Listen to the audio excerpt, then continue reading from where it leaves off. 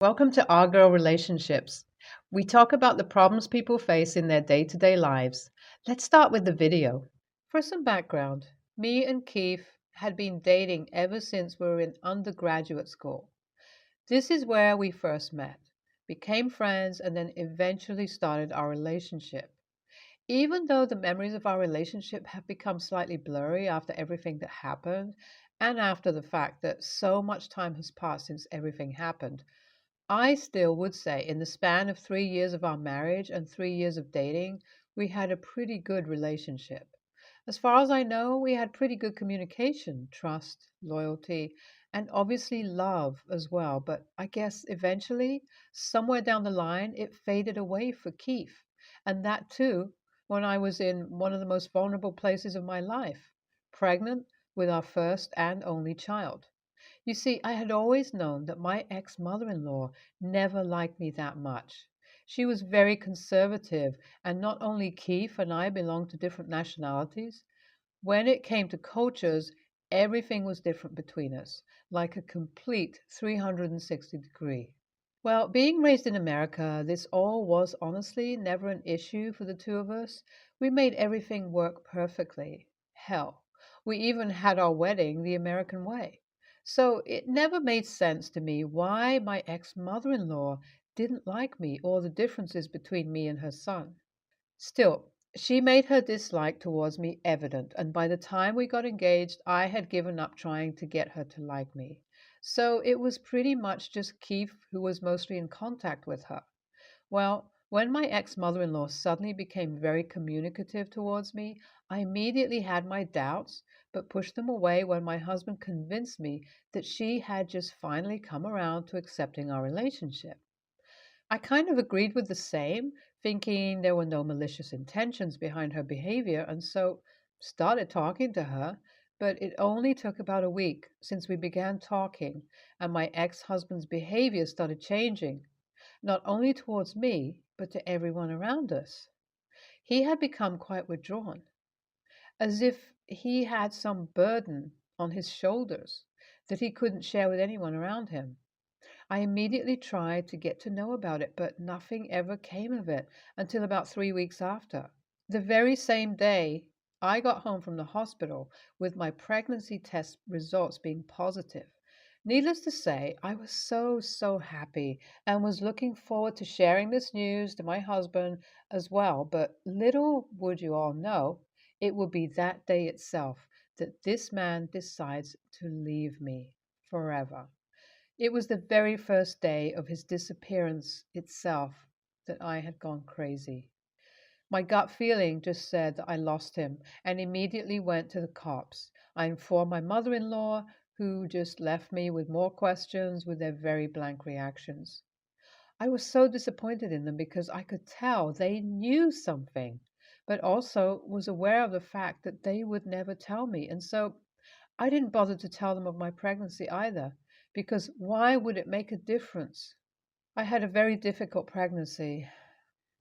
It was hard to take care of myself when I spent the next 8 months going crazy over this man, even though the cops had told me they had found him and he had informed them that he had left by himself.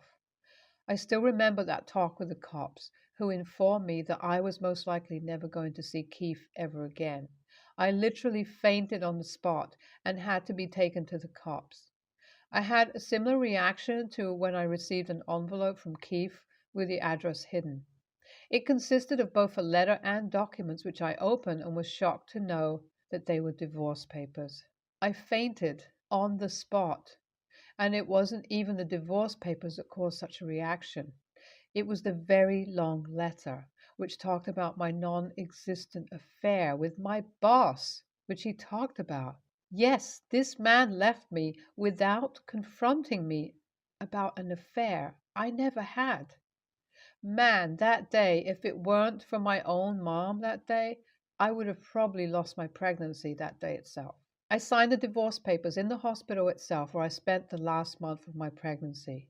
It is, needless to say, was a very difficult pregnancy which left me with postpartum depression, but eventually, with a whole lot of therapy and the will to go ahead in life for my precious daughter, I made a lot of development, and that is how I lived the past 5 years of my life.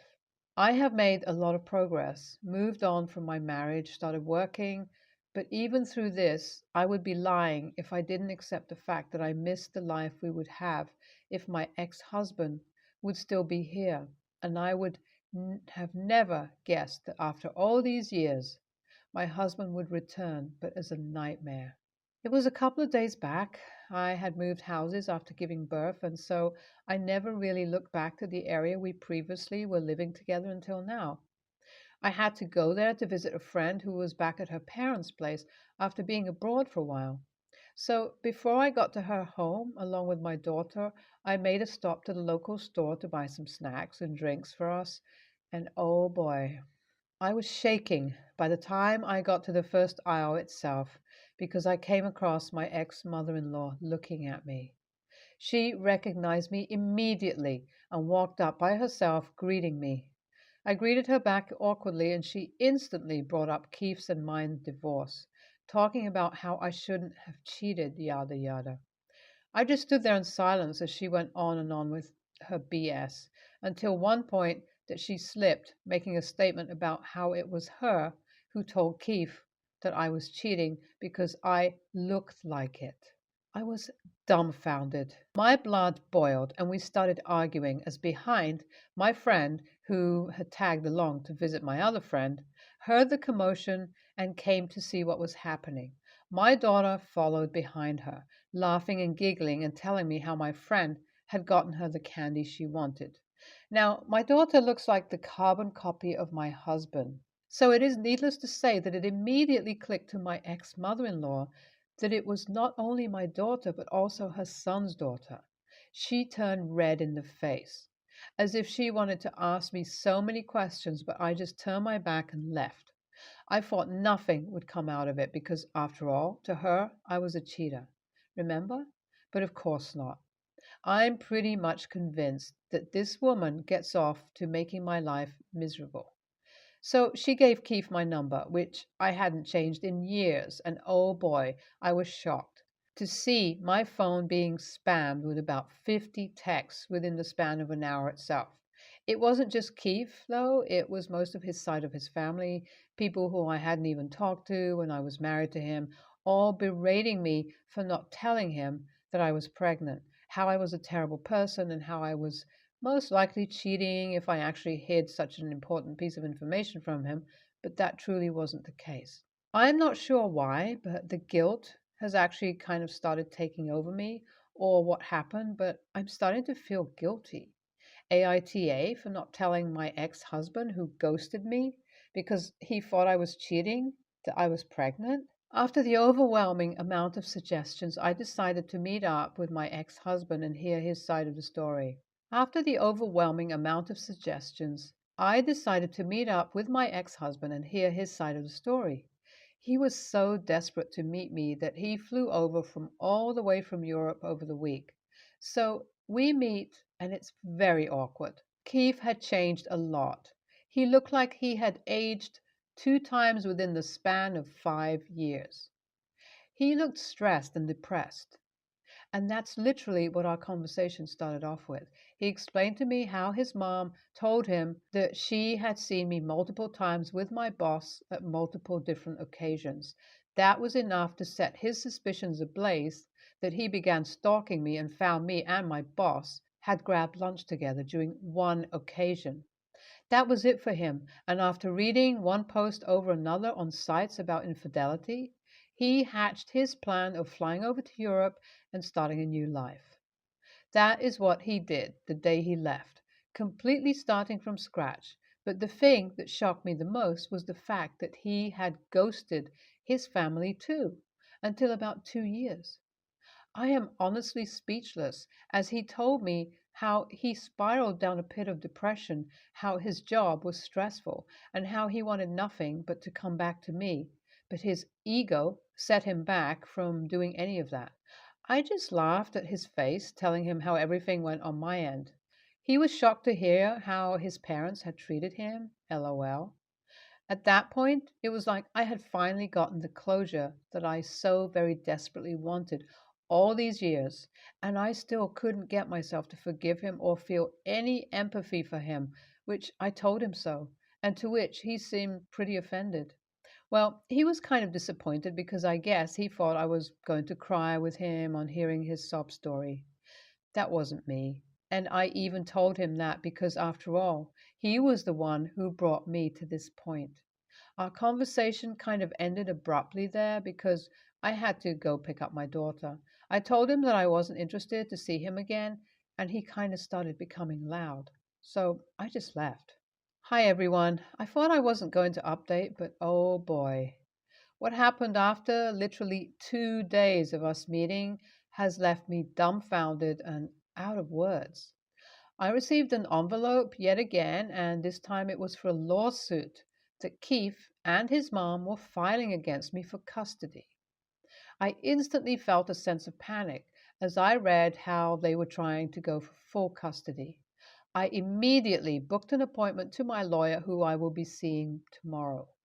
That is when I will update you all. Until then, if anyone knows anything about legal stuff, can you all tell me if they have a leg to stand on? Ever since I was pregnant, this man was never in my daughter's life. Hell, he isn't even on the birth certificate to begin with. So, do I have anything to worry about? Hi everyone. I don't know if anyone of you all remember me, but I had posted a while back on this subreddit asking for advice about my ex-husband who came back in my life after ghosting me for 5 years to get custody of my daughter. I think I don't even need to say this, but he lost the custody battle.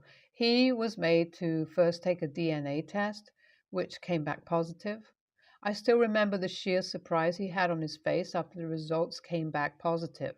It was almost funny because even the little bit of the doubt he had about my infidelity left, and it was like he knew he had just lost. Needless to say, the fact that he was so absent in her life since the very beginning became a disadvantage for him. Another disadvantage was the fact that he lived so far away that there was no way that I was going to let my daughter go live with him. So after the results came out, it was like Keith kind of went crazy over it. He tried breaking into our house multiple times to see our daughter. It was a scary experience, not only for her, but myself too, because after everything he had done, it was surprising to see the sheer entitlement that this man had. I ended up getting a restraining order against him. This was a crazy roller coaster. It was like this wasn't how I wanted to see the man who I loved once, but I guess that's how he always was. That's not my concern anymore, though, because the only thing I'm concerned now is protecting my daughter. NTA, get that child support while you can. Drag him to court, girl. NTA, Keith doesn't deserve a second chance after messing up so bad. What does he think of himself? Does he expect you to keep waiting forever? Such entitled behavior. I, 27, female, and my husband, 28, male, have been together for 10 years and finally got married last week. It was an amazing day as all my family were there and I got to marry my best friend. The day was going well, and we all sat in the dining hall where we had speeches. My dad's speech consisted of childhood memories of me, how much he appreciates my husband, and a few jokes thrown in now and then. It was the perfect speech. It made me and many others tear up. When the meal speeches were all over, the guests were invited to party on the dance floor, and the doors were open to guests who wanted to wander outside as the venue was a farm. After saying my hellos to all my guests, I found one guest, a family friend, sitting in a dark corner outside, bawling her eyes out, with her fiance comforting her. I, of course, asked her what was wrong, and she mentioned that my dad had said something insensitive in his speech, which I didn't pick up on. Her fiance said it was the part when he said something along the lines of, "When am I going to have grandchildren?" or "I hope I get grandchildren." I was told that they had been trying to have children for years and been through IVF and had multiple miscarriages. I apologized to her and offered her a hug, but she refused and started screaming at me, saying how she wants my dad to apologize instead of me. A few people had heard her, and I felt extremely embarrassed because I was being shouted at. My husband had also heard and came running to me. He eventually told her and her fiance to leave as she was causing a scene, and we just wanted to enjoy our wedding night. We offered to get them a taxi, and they left without saying goodbye when the taxi arrived. Here's where I think I'm the AH. The next day, I made sure the lady was okay and also asked why she started screaming in my face. She replied and said that we were insensitive. We didn't consider checking my dad's speech. We were also not sympathetic at all to her when we were speaking to her and told them to go home. I was shocked and also a bit hurt because I did comfort her, but she refused it and started screaming at me. I explained to her that my dad's speech was from the heart, so I couldn't pre check it, and if she had a problem with my dad, then she had a problem with me. I also said that she would have spoken to me about it in private instead of causing a scene because we didn't want any drama at our wedding, and that she was wrong to scream in my face about it. She then called me an AH, and now I'm not invited to her wedding. AITA? NTA. Some people love to be a victim. Your dad doesn't owe her anything. She needs to learn to control herself. You are NTA. Not at all. She's obviously very, very, very upset about not being able to have children. But if it's to the point a speech like this bothers her, she needs help and therapy. Not to be screaming at you at your wedding because of your dad's speech. Earnestly, my heart goes out to her for her losses. But you are absolutely not the AH. So I love to bake desserts. It's a meditative sort of activity for me. I really enjoy making tasty treats for other people, especially since I'm actually not a huge sweets person and couldn't even eat all the stuff I bake. Most of the time, I take it into work. I work at a small restaurant staffed by about a dozen people, including the two owners. We are all pretty tightly knit, as most of us have been here since the restaurant opened. I started bringing desserts for everyone to enjoy. It was never an obligation, nor did it ever feel like it.